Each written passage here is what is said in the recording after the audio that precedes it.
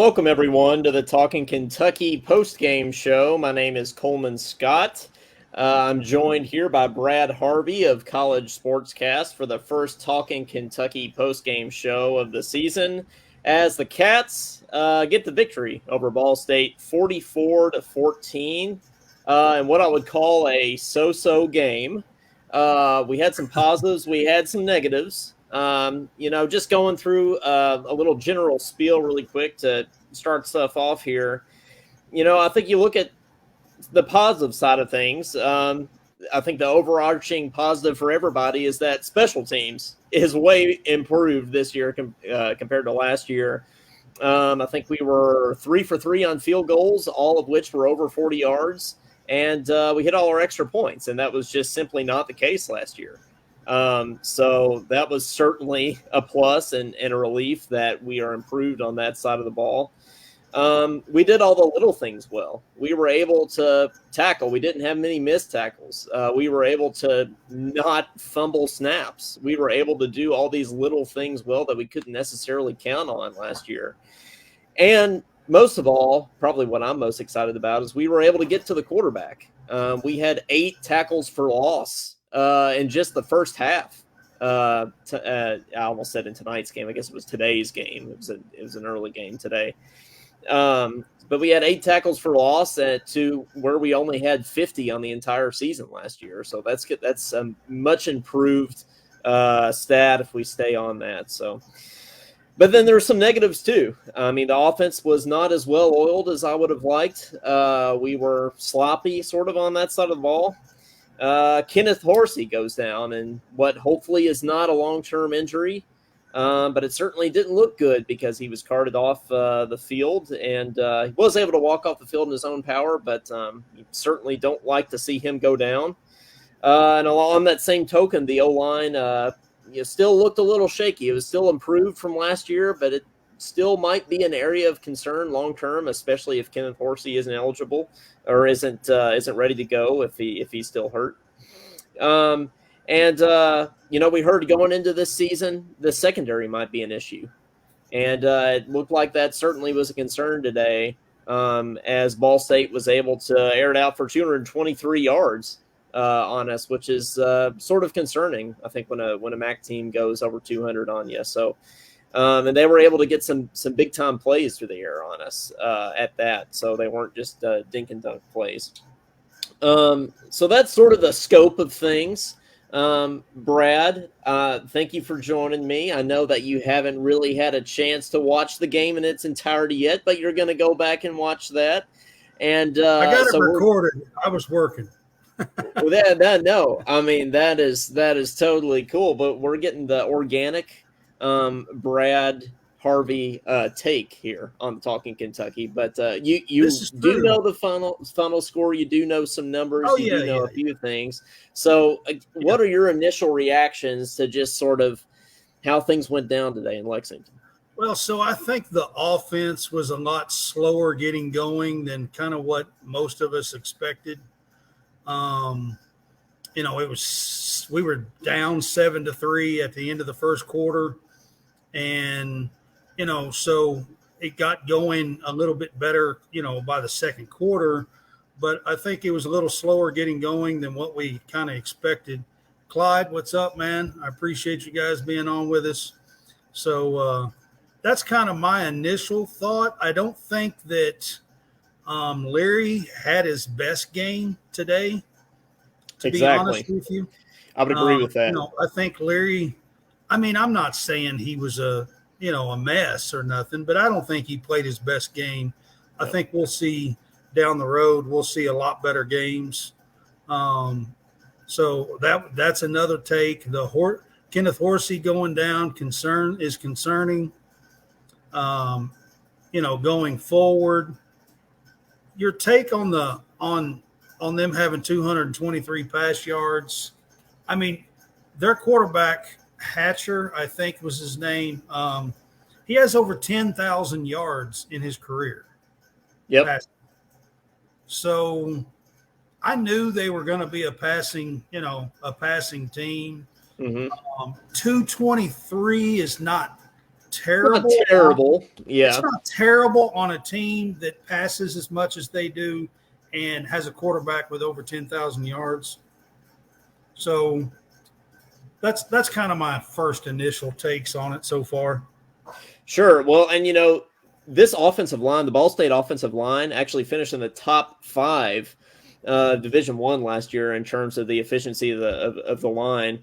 And they only ran for 72 yards on Kentucky today. So I feel like with the line that's and we good. had 3 sacks. I think we had 3 sacks.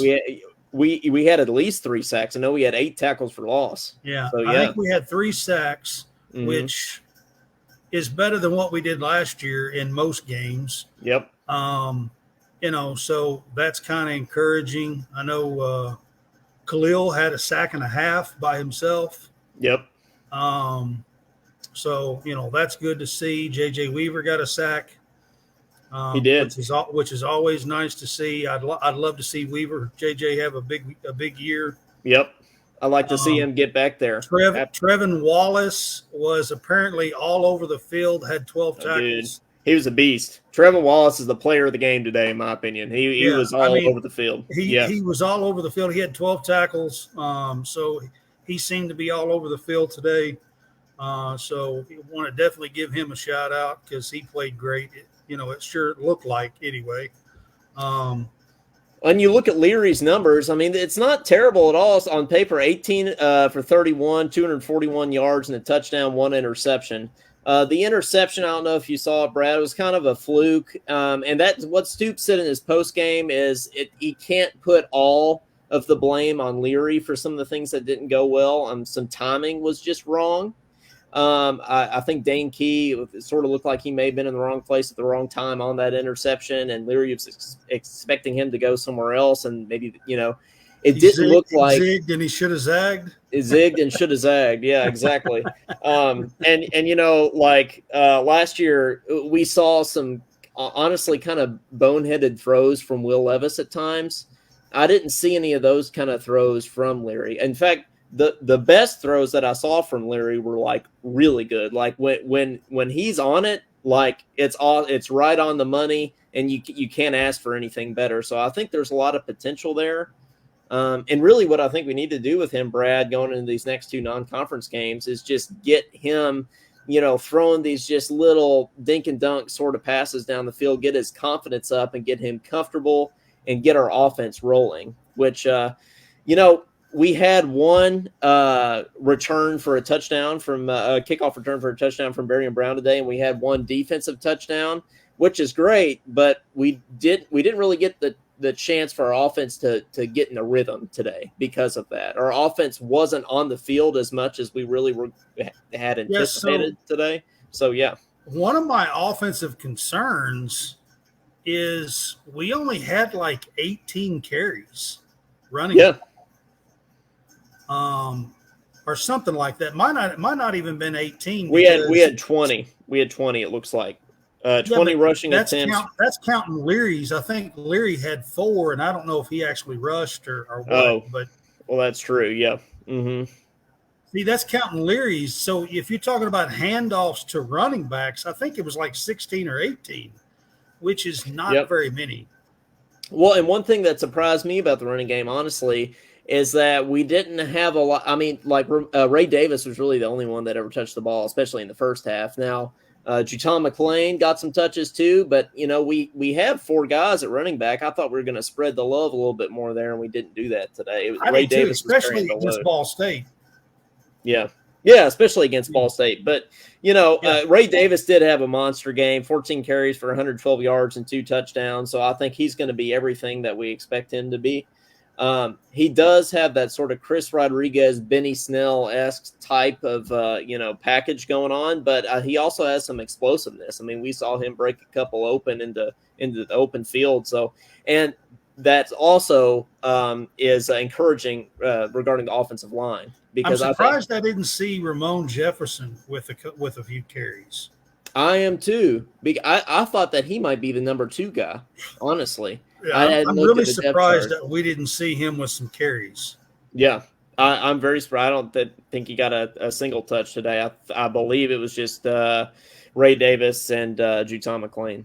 touched it today. So who I didn't even realize was still on the team. I didn't even realize Utah McLean was still on the team. To be honest with you, I thought that was kind of a name from the past. I thought he had gone on to bigger and better things. But Marcus Cox was the star of the offensive line, in my opinion. He had a few tackles that he just opened up a hole you could drive a school bus through it. I mean, it was awesome. I think next to Devin Leary, he may have been the best guy that we got out of the portal because we needed to get better up front, and I think he's going to be a huge addition this year. So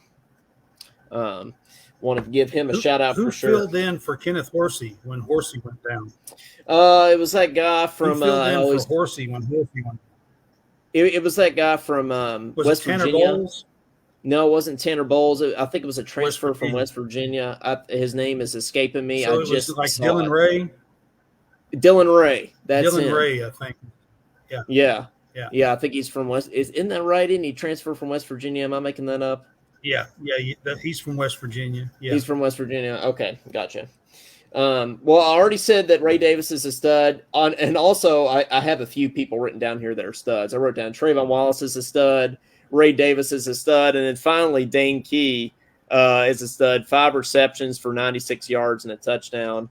I think 3 of those receptions were for over 20 yards. So he's also going to be everything he's cracked up to be this year. So I think sophomore Dane Key is going to be a huge jump this year.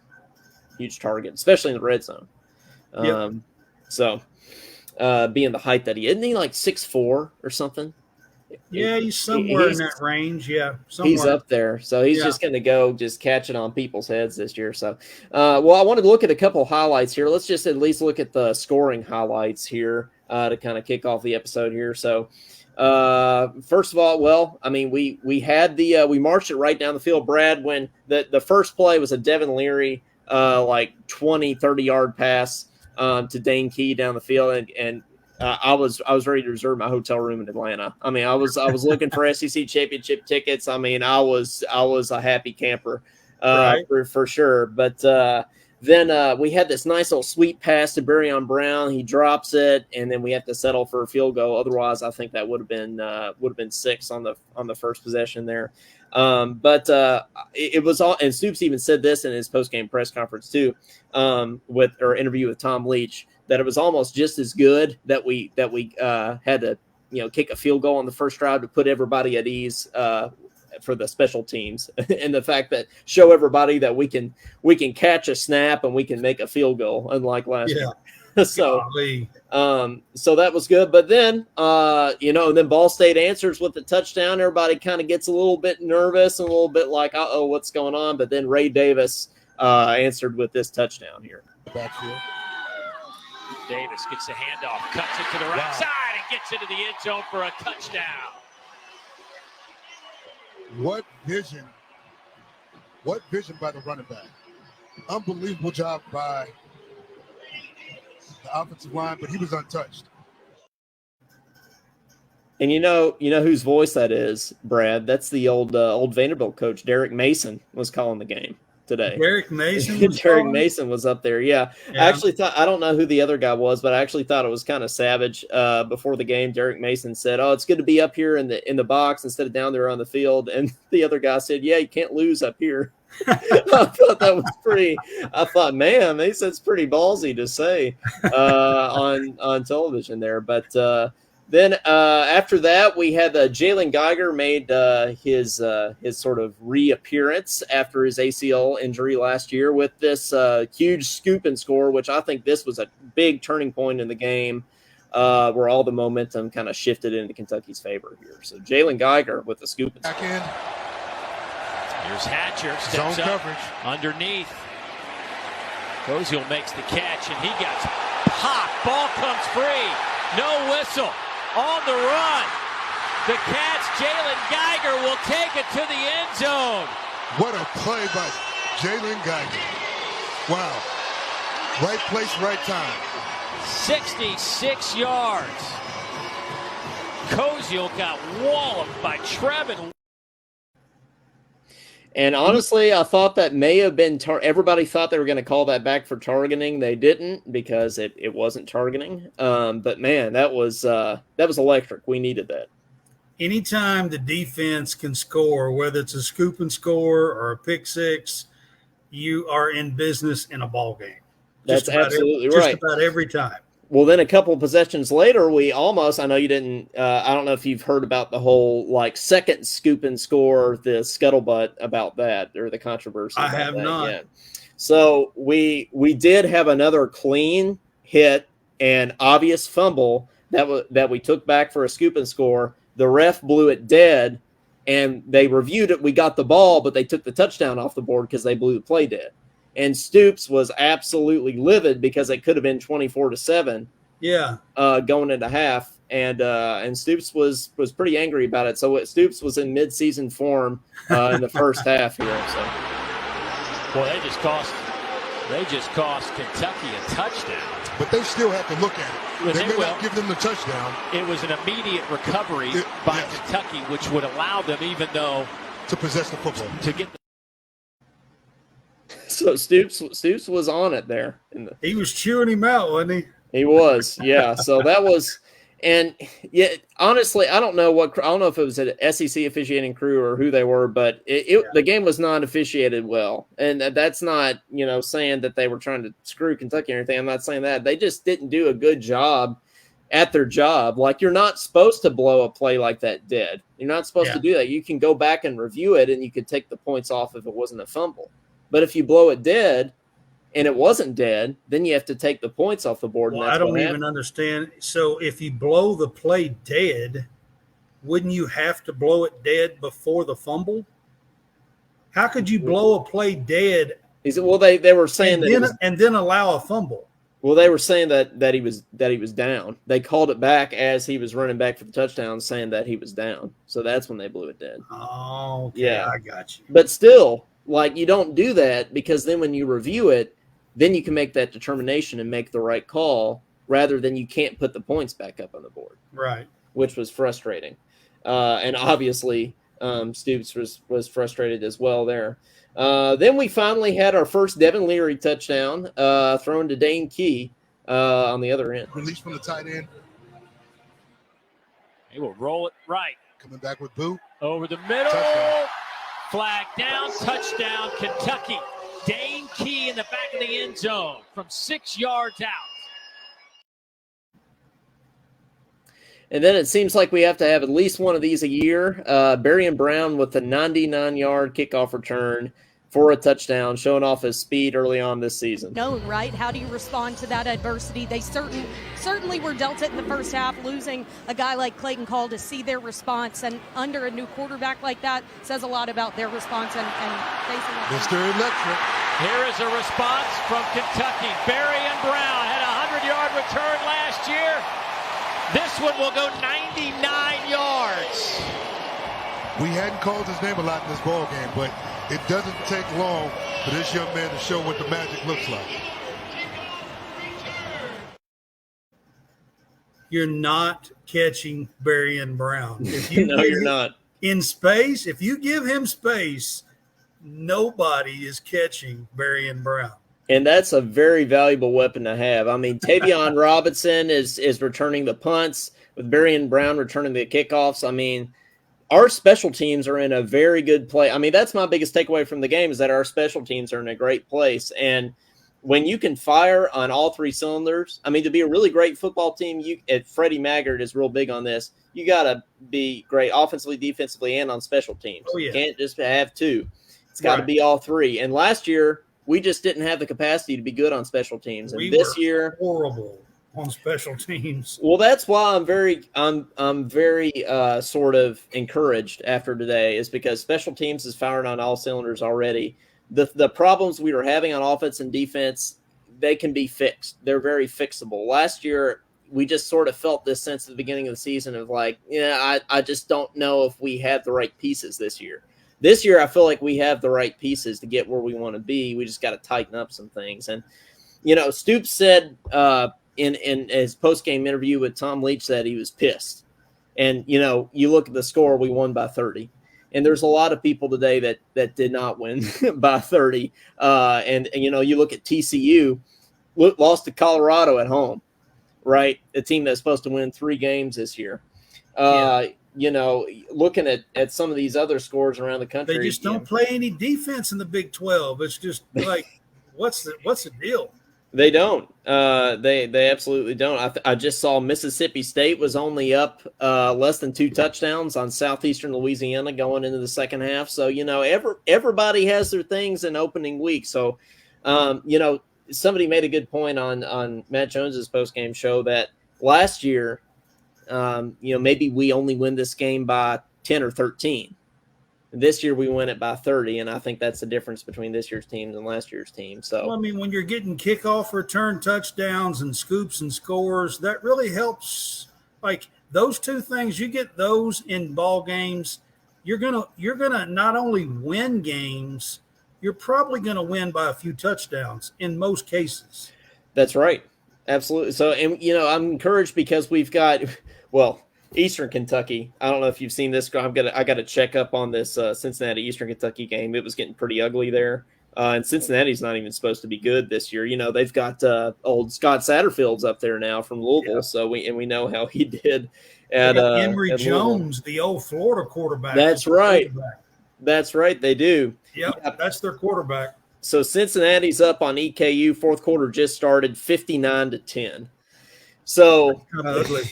That's encouraging news. I don't want to jinx anything, but that's encouraging news for the Colonels coming into Kroger Field next week. That's pretty ugly. Yeah, that's about as bad as it gets there. So, I think the person that probably is the most qualified to speak on the offensive line is probably Devin Leary. And after the game, he said that he felt comfortable, and he was only sacked twice. One was kind of a fluky sack at the end of the game. So really, in my eyes, he was only sacked once, and that was in the fourth quarter. And, I mean, that's good. We couldn't say that last year. Even against these, kind of stinky teams in the beginning of the year, they were getting to us, and they were breaking through our O-line. So here's Leary talking about his O-line. Just being under center, how would you judge our offensive line and yourself today?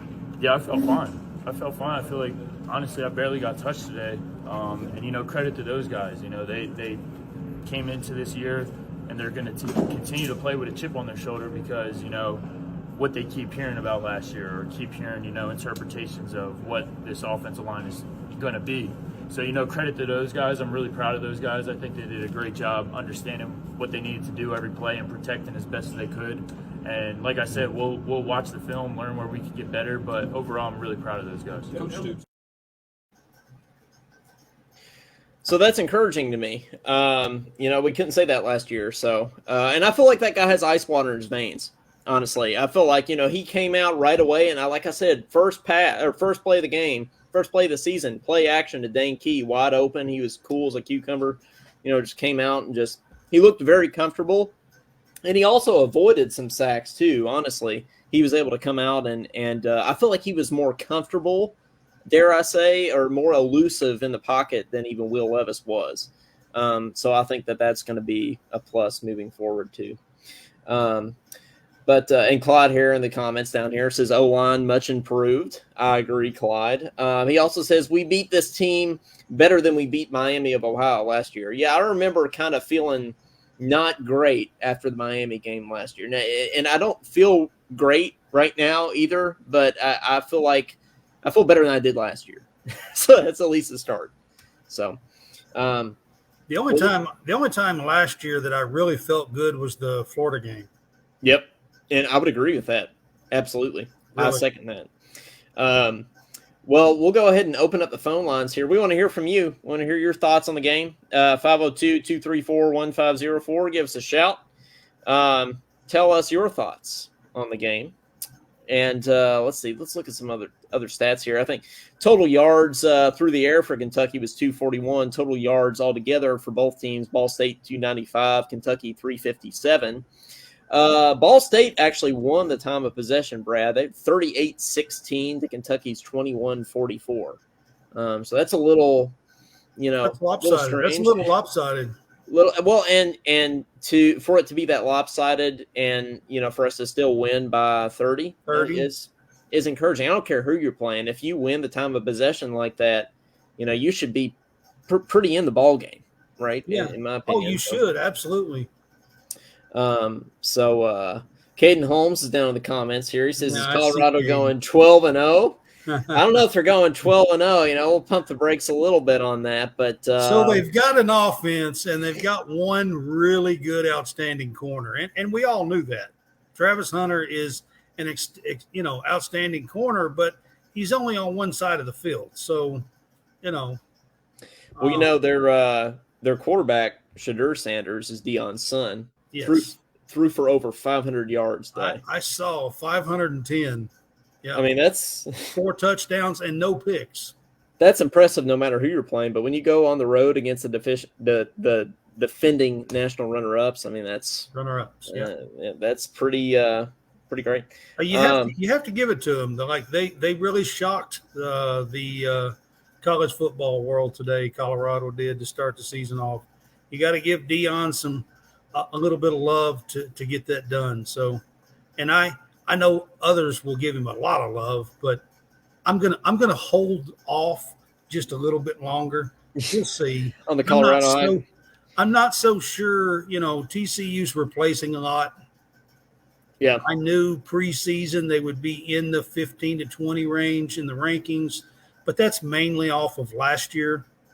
Mm-hmm. So we'll see. I'm not sure if TCU is a, 7-5, 8-4 team this year, or I mean? I'm not 100% sure yet. Yeah, I'm not either. Last year they were unranked going into Boulder in the opening game. So then they ended up in the national championship. So yeah, TCU is kind of a wild card. Yeah, all those teams are. Checking in on a couple games, and again, anybody that wants to call. I don't know if Clyde's into Clyde's. I don't know if you know Brad, but he's packing up to move here in a few days, so he's staying busy, but he's still making time to be in the show. And he's not moving out of Kentucky, is he? He's not moving out of Kentucky. That's my understanding. He's moving out of Lexington, but not out of Kentucky, as far as I know. But okay. I don't know if he's planning on calling, but, we'll throw that number up there, especially you never called before. Give us a shout, 502-234-1504.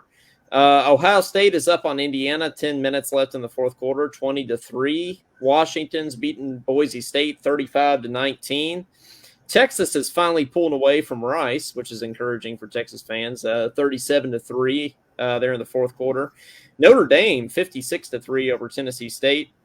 Auburn pulled away from UMass 52-14. Wisconsin 31-10 over Buffalo. Let's look at some of the 59-10 we already said with Cincinnati and Eastern Kentucky. Mississippi State finally pulling away 34-7 over Southeast Louisiana. Everybody's just kind of getting into it. Brad, everybody's taking their sweet time. It seems like. Well, so the first games are always, seems like most of the time they start out slow for most teams. You're just coming together, first snaps of the season. Caden says 56-3. Now, Caden, if you think that's bad, okay. Oklahoma beat Arkansas State today 73-7. It was 73-0 earlier. I seen that. Yeah. So that's what we call lopsided. 73-7. Brent meant business. He wasn't pulling nobody out of that game. No, he wasn't. Yeah, Mark Stoops felt bad about that last Ray Davis touchdown. He said he didn't want to rub it in or didn't want to run up the score or anything. Hey, it was a cover. He covered the spread. He did cover. Yeah, that's what I'm saying. You got to cover the spread, right? The 30 points that Kentucky won by today covered the spread. Yeah. And in the world that we're doing, in the world that I'm doing with College SportsCast and trying to pick winners and losers and everything else, if somebody's going to cover the spread, whether somebody's, Colorado's going to keep, like I picked Colorado, I think, to hold it within the spread. So, I won that game, not because I picked TCU to win. I won that game because I picked TCU to, hold it within the spread, against the spread. speaking of 73-7, Ole Miss beats Mercer 73-7 as well. So Ole Miss off to a hot start there. Hotty toddy. Ole Miss has got one of the best running backs in the nation. Is it that same kid from last year? Judkins. He was a true freshman last year. They're returning their quarterback too, Jackson Dart, this year. So glad we don't have to play them this year. Unless, of course, we both make the SEC championship, in which case we have to do that. But, speaking of getting off to a slow start, first quarter's almost over. Georgia is only winning 7-0 over UT Martin. So keep your eye on that game. Georgia hasn't started pulling away or anything yet. So Georgia actually plays Ball State next week. I saw that. What a tough 1-2 punch. Got to go at Kentucky and at Georgia. They played us today, and then next week they go to Athens to play Georgia. Yeah, that's so tough. It'll be interesting. That's a score that I'm going to pay attention to after, does Georgia beat them, 60-3 next week? Or, you know what I mean? Like just what the score is. I think we're getting a call here. You're on Talkin Kentucky. Who's this? This is John. How's everybody doing? What's up, John? Just John Hammonds, I figured. Yeah, this is him. What's going on? What's going on, man? Thanks for calling in. Hammonds is with me on College SportsCast. Oh, yeah, Brad say, you can't hear him probably because he's coming through my headphones. But John is saying, Brad is saying that John is on with Brad on College SportsCast. So, yes. Well, good thing Brad can't hear me because I don't really want to hear him today. So. No, I can hear you. Oh, he can hear you. You just can't hear him. So. Oh, I'm just giving him a hard time. But I know there's a lot of kind of question marks today. I mean, I've seen a lot of overreactions about start there, Will Levis, Devin Leary. Yep. And I think they need to tone it down a little bit. He's coming off a 2-year, he ain't played in 2 years. That's right. And it's just going to take him time to get evolved into the offense, get the wide receivers together and know when to be on the same page. I thought the defense played really well today. I feel like good luck running on us if you ever do, because I think we got a really good run defense. Now, the secondary needs a lot of work. I think they gave up quite a bit of yardage through the air. They was giving up little short stuff, and that's got to stop when you get into SEC play. You can't be doing that. But overall, I felt like we did really good. I was told on the radio today that the Ball State coach wasn't too happy with Stoops running the score up, which I think he was doing a lot of that to get people reps. Absolutely. Yep. He was trying to get guys in there and whatnot. I don't think Stoops would do that on purpose because Stoops he was just covering. He was covering the spread, Hammonds. But overall, I feel like we played good today. What did he say? What did Brad say? Brad said he was just covering the spread. He wasn't trying to run up anything. Yeah. That's a joke, by the way. I'll let y'all get back to the show. I just wanted to kind of drop in and aggravate Brad a minute and talk a little bit about Kentucky. I just got to say one thing. Yeah, man. I want to go. I just want to say this. How about prime time? Yeah. Is John a big Deion Sanders guy, Brad? He knows that I'm not. Well, I'm not either. I've been making fun of him all off season, so I'm with you there, Brad. Yeah. But I don't know, man. I still feel like we need to pump the brakes. I don't know, man. Like it's one game. I mean, it's one game. I mean, they're not going to win the national championship or anything, but we'll see. Time will tell. I think week 2 is like the biggest overreaction week. So when everybody's making their bets and making their predictions for this next week, everybody's going to predict Colorado to crush. I don't even know who they play next week. But, they play Nebraska at home. It's actually a pretty big game, and Nebraska didn't look good. Yeah, they probably will crush Nebraska. Yeah, they probably will crush Nebraska, actually. I'm kind of flipping on that one. Yep. They just got the coach from Nebraska got the coach from the Panthers, right? He came to Nebraska. Matt Rule was their coach. Matt Rule, who was at Baylor before that. Yeah. So, didn't look great the first game. So, well, they kind of blew it though, didn't they? I mean, they had the game won, and they kind of pulled a old Kentucky football on them. Yeah, late in the game. So, yeah. Well, we'll man it. We'll certainly monitor the primetime radar as the season goes on. So, well, he also knows that I like saying prime time.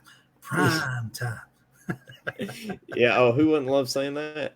You know what I mean? From Chris, Boomer off of ESPN. Yeah. When he was doing the highlights, he always was prime time. That's right. Boomer. Yep. And now John's down in the comments there. Yeah, laughing at your prime time there. Yeah. Nice. Well, yeah. So, coaches say that the biggest week of improvement is week 1 to week 2.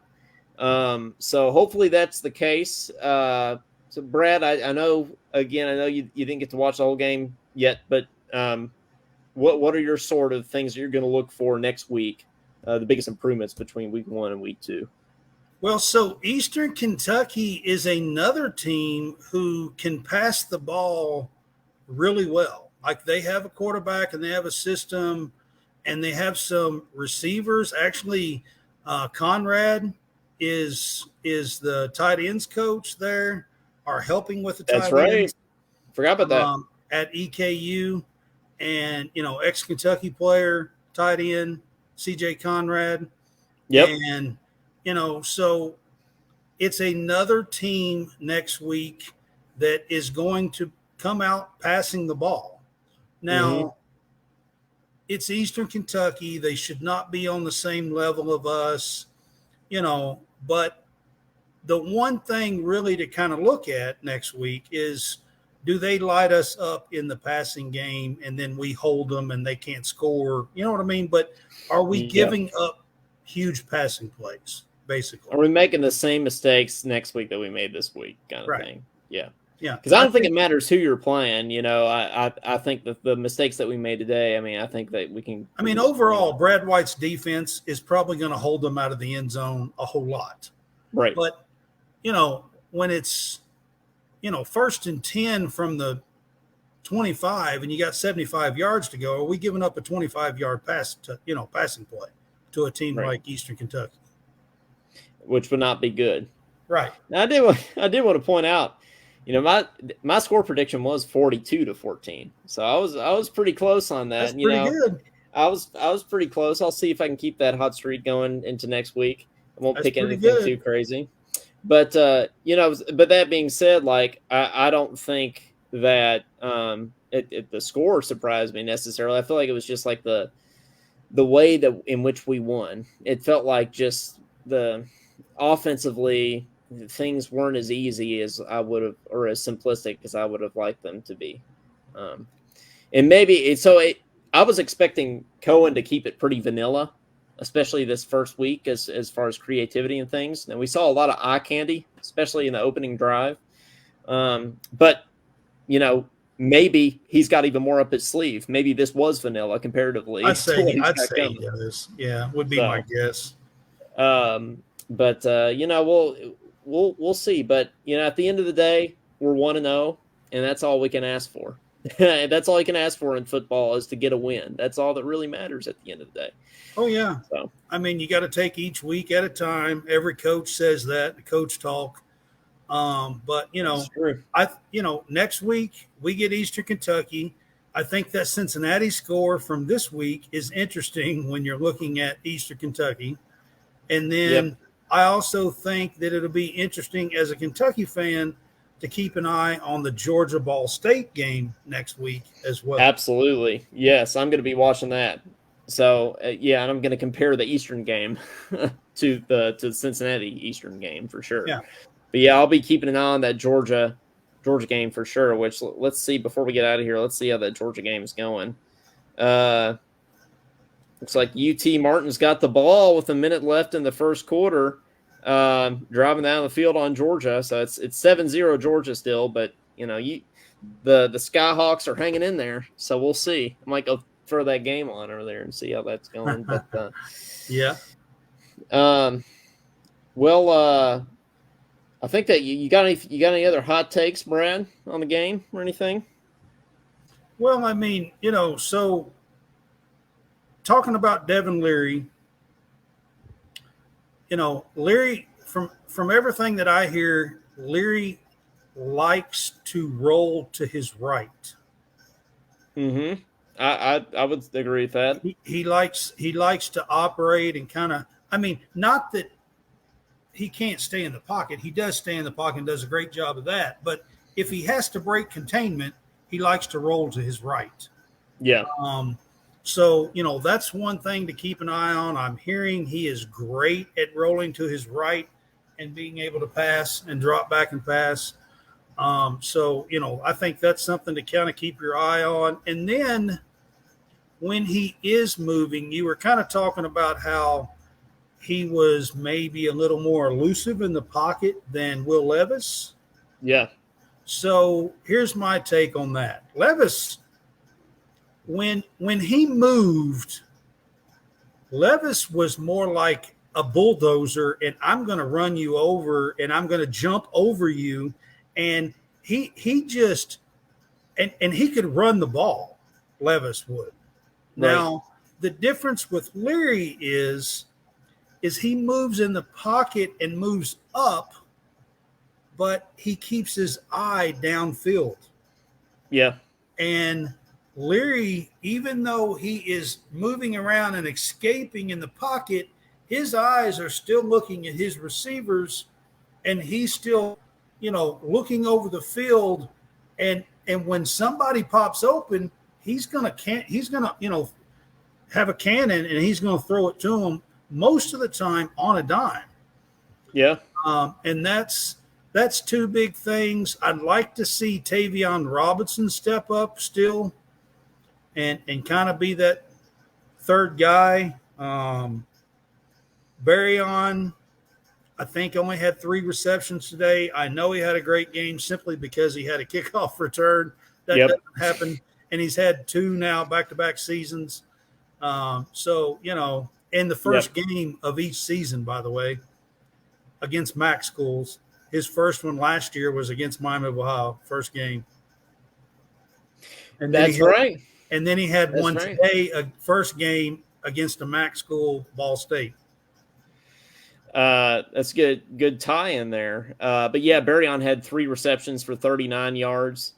Tavion Robinson. Like to see him. 3. I'll be honest with you. I'd like to see Dane and Barryon and Tavion really have at least 5 catches a game.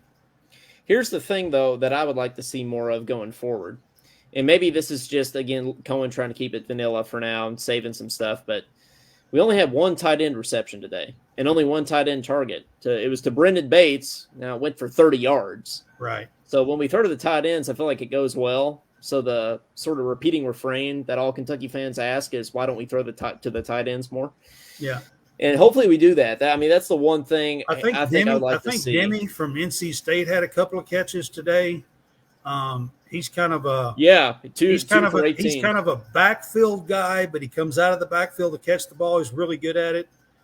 That's something to watch. Actually, Juton McClain is pretty good at catching the ball out of the backfield as well. Yeah, he's got that speed, right? And so that's something to watch. Clyde, I see you got Dane Key down there. Dane Key had a heck of a game, and he's going to have. And he had 6 catches. That's where Dane really needs to be. 96 yards, I believe, and a touchdown, which is that's where I would like to see the guys. At least 5 catches.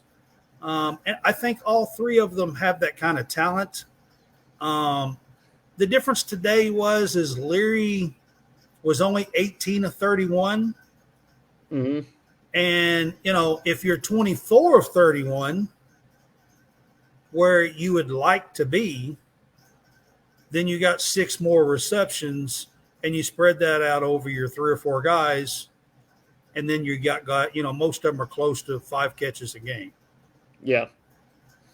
How about that? Also would like to see more carries. So yes. It doesn't look like that we had a whole lot of time of possession today. I'm going to guess that we didn't get to run a whole lot of offensive plays. 21 minutes. We only ran, I think it's 51 plays today. See, that's way too low. Like we need to push for 70 plays. Yeah. And again, part of that is because of the defensive success and the special team success that we have with the kick return and the defensive score. So I mean that's not a bad 51 thing. 51 offensive plays is way too low. But that's again why Stoops wasn't trying to run up the score or anything. We needed reps, right? Yeah. That's really what the offense wasn't necessarily playing bad. They just needed to get into a rhythm, and they never got into a rhythm today. And hopefully we can do that next week against Eastern Kentucky, especially since it looks like they do in fact suck. So hopefully, like I said, that's an ugly score. Yeah, that is not a great score there. But hey, how about this? Trevon Wallace, 12 total tackles, 6 solo tackles. Yeah. The 2 tackles for loss. Yeah, he was all over the field today. Jordan Lovett, 7 tackles, 4 solo tackles. JJ Weaver had a sack. He had 4 solo tackles and 6 total. So yeah, I mean, there's a lot to build on here. I think my takeaway from the game is that we have the pieces to be really good, but we do have a ways to go. We do have. I know Miami of Ohio had a pretty good line coming back, but I will say this on the defensive side, I was surprised not to see Deion Walker more in the stats.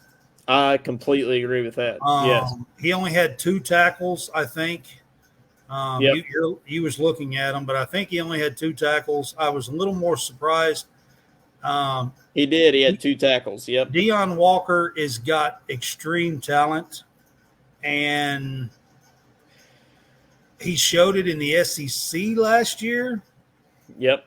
Against, that kind of talent, you would think he could handle, Miami of Ohio a little better. So I was a little surprised at that on the defensive side of the ball. But I didn't even know who this Saunders guy was. Khalil Saunders. I mean, was he even on the team last year? Yeah. Okay. He played. I think he was a backup. I don't think he started. Okay. But maybe it's coming back to me a little bit. But I mean, he was a surprise on the D line to me. Honestly, I mean, he was getting back there too. What did he have today? He had a sack and a half. He had a sack and a half, 2 solo tackles, 4 total tackles. I mean, he surprised me. He got after it out there. Right. So anybody else that wants to call, we'll kind of do a last call for calls here. We we have one caller, but we gotta have some more. Let's get the big win. It's opening day. 502-234-1504, or throw a comment in the feed. Yeah, there you go. Dude, they can do the whole call me that Brad's doing there. Yeah. So Jalen Geiger too was another guy that just he with the having to kick the scoop and score thing. I mean, I feel like having him back out there is on the field after being hurt last year and having to miss. Like, he blew out his knee. He's coming back really, probably earlier than what most normal people would. And, they said he was ready, and he sure looked like it. So it's good to see Jalen Geiger back on the field. And absolutely. Kentucky fans, y'all ought to know what this is. Yeah, I know. It's DeMarcus Cousins, right? We got to know who that is. Brad, I'm going to be watching some LSU Florida State tomorrow. Now I'm going to put my Cajun face on and go ahead and jump into my Cajun jeans and for one day. I'm going to pull for LSU tomorrow. So, Do you have them winning, though? Yeah. You do? I picked LSU. Yeah. Who you got in this North Carolina, South Carolina showdown tonight? I actually picked North Carolina in this one. Me too. They're actually both 2.5-point spreads. North Carolina's favored 2.5, and LSU is actually favored 2.5 over Florida State in Orlando, which is a little surprising to me. But I picked LSU to win, and I picked North Carolina to win. So we'll see how these two ACC versus SEC showdowns will go. The other one, there was 3 this week. Oh, the other one was Tennessee, Virginia, and Tennessee won big. and Tennessee won big, which I knew that. So, yeah, I think Virginia. I don't know if you've heard me say it on our show, but I don't think Virginia's going to win a game this year. I mean, they might win one. They might be. I don't know if I'm going to say 0, but they're not very good. I can tell you that. Well, they play William and Mary. I think they might beat William and Mary. I think they might go 1-11. They pull a Colorado from last year, go 1-11, maybe.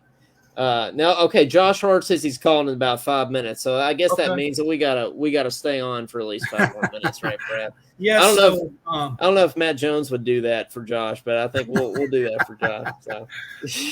We're gonna big time Josh. Yeah, that's right. But what are some of the is LSU Florida State the only game happening tomorrow? Why is that even on a Sunday? It was on a Sunday last year too. They do that every year on Labor Day weekend.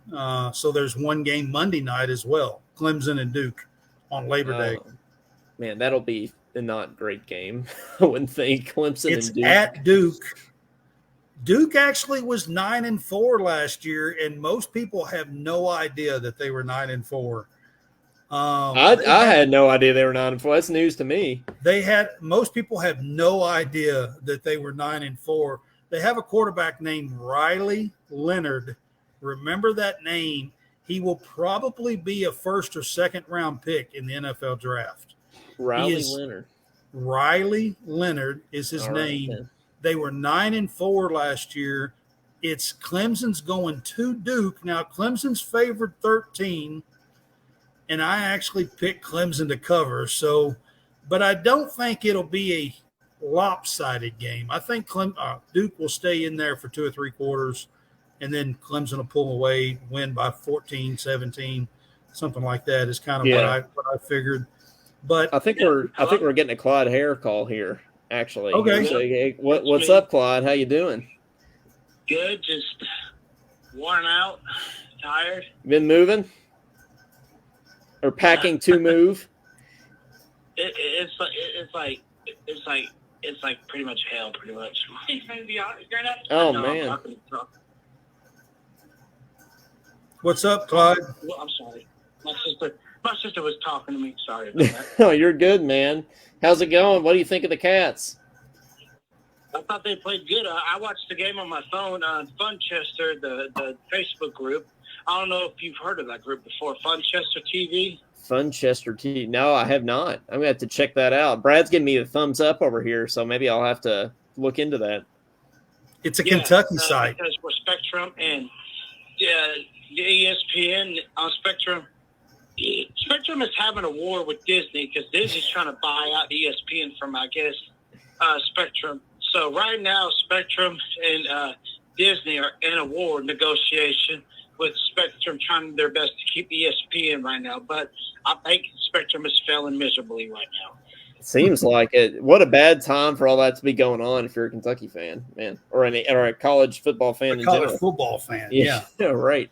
So tell me about it. It sucks because all these people, of course, they over here, want to watch the game on their big old TV. They have a big screen TV or whatever, but then they're just stuck trying to watch it on a phone.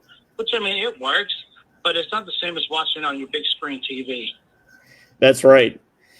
Well, what do you think about? How are you feeling? Do you feel better than you were expecting to? Not as good as you were expecting to? What's your takeaway from the game? Well, you know what? I am impressed with the O-line. Thank God they've improved. Yeah. Thank you, Jesus. Yeah. Good Lord, that was I don't even know last year. This was a Kentucky O-line I'm familiar with. Especially the first year Will Levis was here. This is kind of that O-line. And then I feel like Larry could have played a little bit better, but he didn't play terrible. Now, I will question this. On 4th and 2, when we should have just punt the ball away, why did we go for it? And why did he throw an interception? He threw the ball out too quick, and he threw a pick. And I was like, why in the world are you doing that? Just punt the ball. Yeah, I think what it was, and I think Josh is trying to call in here too. See, this is why we need a Shannon the Dude on this show to put the callers on hold and stuff like that. But I think what it was just a miscommunication thing. I don't really think it was Devin Leary's fault. I think maybe it was a timing issue because it looked like he was expecting Dane to go somewhere that he was not. Looked just like a miscommunication, mistiming thing going on there. But I didn't have a problem with them going for it, Clyde, because I think we were on Ball State's like 35 or 30 yard line. So it was like 2 yards. I think the crowd was into it. It's like, yeah, I think we could have gone for it. But, the interception doesn't bother me that much because it was 4th down. It's like it doesn't really matter anyway. It's like if we weren't going to convert it, then, it's not like it was like a pick 6 or anything. So. Yeah, and, it's just like I said, the first game jitters that were just – it's just the jitters thing right now. It ain't nothing really too worried to freak out because, last season, a lot of people were freaking out because of the first game. And, I see why. But this year, we got a better team. We're much improved. These transfers, they'll get in the swing of things. Same with Ray Davis. He scored 2 touchdowns. But he's just trying to get in the flow of this offense. Cohen can do a bunch of different things with him, just like with Dane Key and Mr. Barry on. So I think, and Larry, of course. So I think we'll be fine. I'm just happy to have Cohen back. And, amen. I really think this team is going to go places. I really do. Amen. I do too, man. I do too. Well, thanks for calling in and go Cats. And I hope your moving goes well. When do you make the big move? I'm sorry. When do you make the big move? Is that next week? I have to be officially out next Saturday. By the way, do you know what time we play next Saturday? Hopefully it's at nighttime because that way when it's I'm 3 p.m. watch the game. Yeah, I believe it's 3 p.m. Eastern, I think. Okay. Eastern time, Right, well, 3 p.m. Eastern. I'll make it work. I will make that work. Oh yeah, we all Kentucky fans. We always make it work. We always find time for our Cats. But all right, man. Well, anyways, thank y'all. And I know Josh is calling, so I don't want to keep him. And I'm gonna get back to watching the show. And go Cats, and God bless. Go Cats, and God bless. Right, that's a good way to end the call right there. Go Cats. Yeah, that's pretty cool, Clyde. We'll go. All right. Well, hopefully we can get Josh in here next. Let me ask a quick question. Maybe you can ask Josh this. Did we score 44 points at all last year in a game? I'm going to go with no because I don't remember that, and I feel like I would. I'm just saying, where some of the Cats fans are kind of questioning the way we played today and stuff. Did we score 44 points last year in a game? I don't remember that. I'll ask Josh right now because we got him getting ready to be on the phone here. Josh, how's it going, man? Hey, it's going good. How you doing? Doing well, man. What do you think of the Cats? Actually, Brad, we got a question for you. Brad and I were just talking about, did we ever score 44 points last year? Did we ever score that many points on anybody? No. Yeah, I didn't think so. I don't think so. Yeah. And there's a couple people talking bad about Larry. My God, it's the first game. Yeah. We covered the spread. I was close on the board. That's what I said, Josh. It was 44-14. I was close. I was just off a bit. Yeah. We played exceptionally well today. Yeah, I think we did too. So what are your big takeaways from the game? What are your big improvements that you would want to see for next week, you think, if any? Let's see. Big improvement next week. Let's see here. Well, Kentucky's got to get better with better decision making, especially from Larry, I guess. Even though he's brand new. Yeah. He made a few bad choices today. They're not bad. It wasn't horrible. His first half was a little sluggish. Second half was a lot better. What else was it?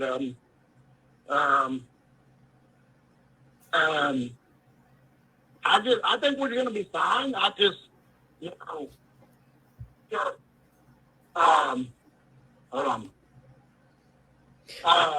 Josh, I think you're breaking up just a little bit. Why don't you try? But you were fine at the beginning of the call. Why don't you try hanging up and calling right back?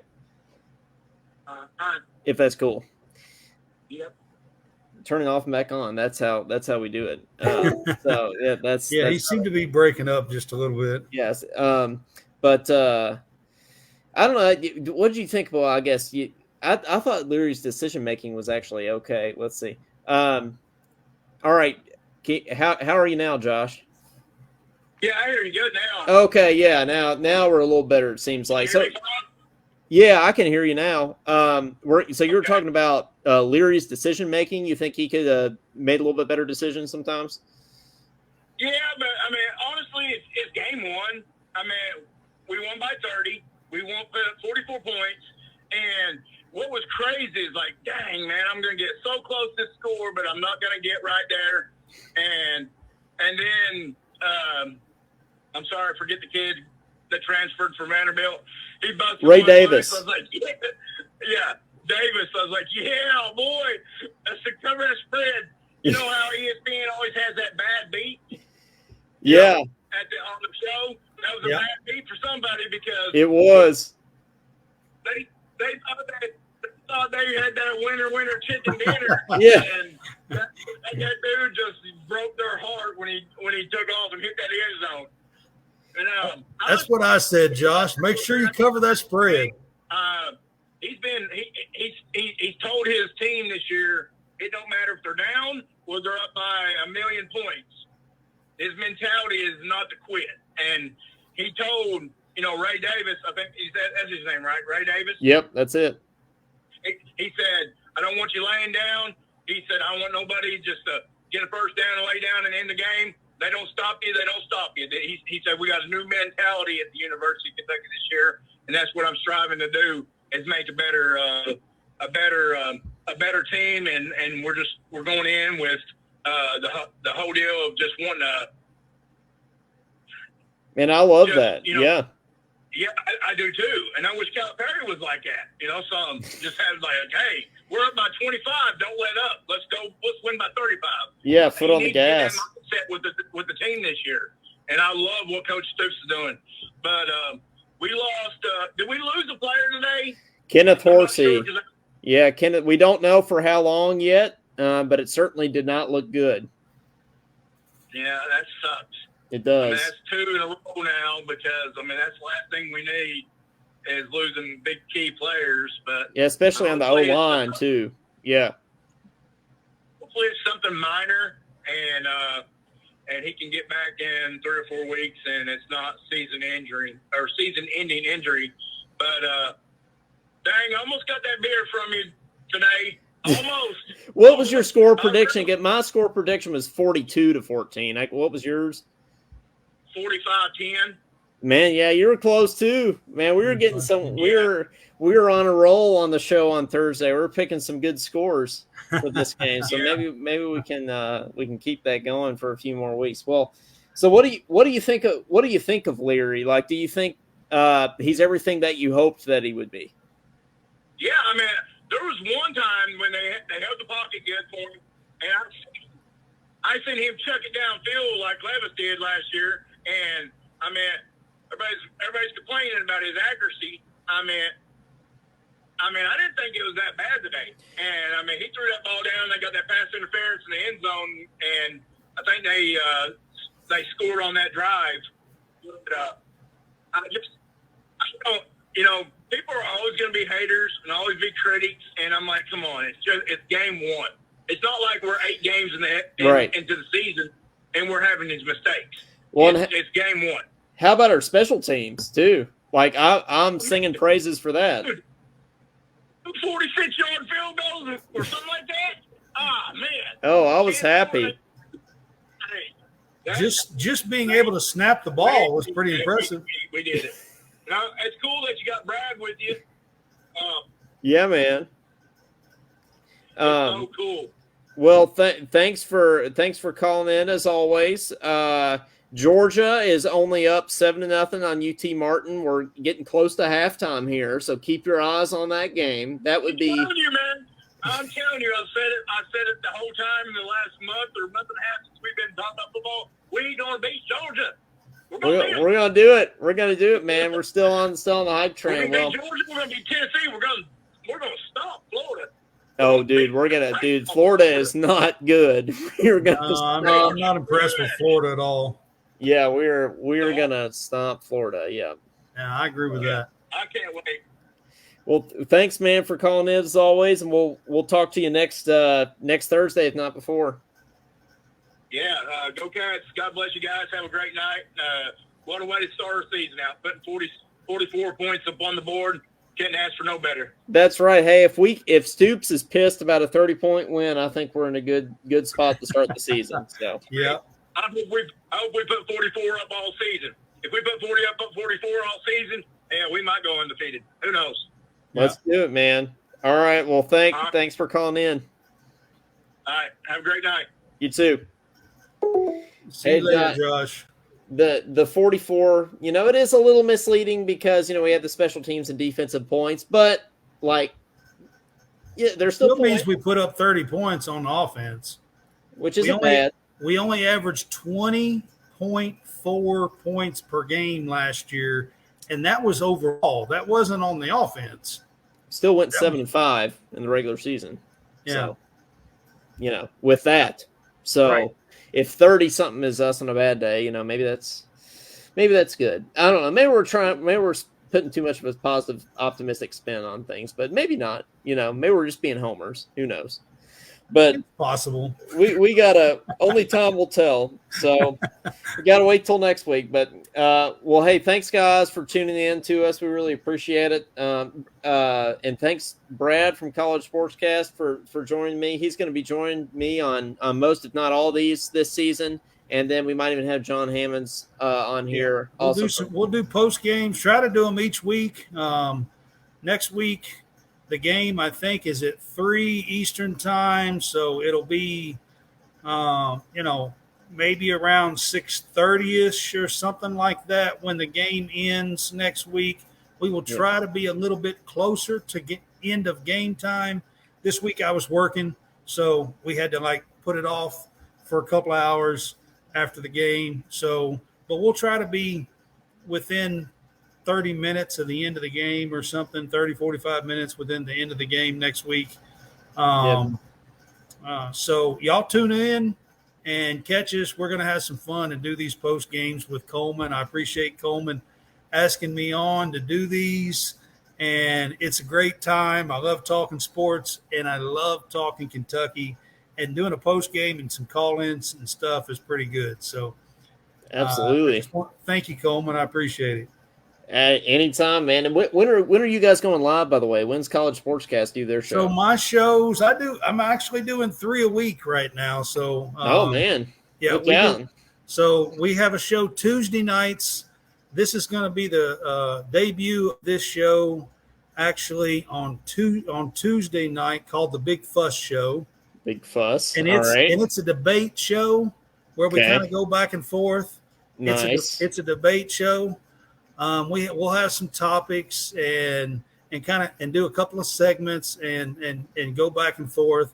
And then on Thursday nights, we do a game day pick'em show, and that's where we pick about 10 or 12 games. We use the spreads and we pick some of the biggest games of the weekend. Yep. And then on Sundays, we have our weekend wrap-up show. And Tuesday and Thursdays is at 8 Central. And Sunday is at 3 p.m. Central. Gotcha. Nice. Well, what's that?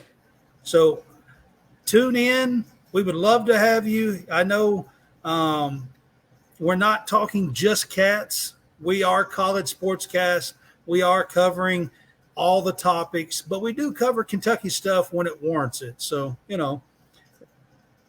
Yeah. No, and then on my end of things, on Talking Kentucky, we go live every Thursday night at 7 o'clock Central, 8 o'clock Eastern. So you can always catch us on Thursday nights. You can catch Brad on those days he just listed.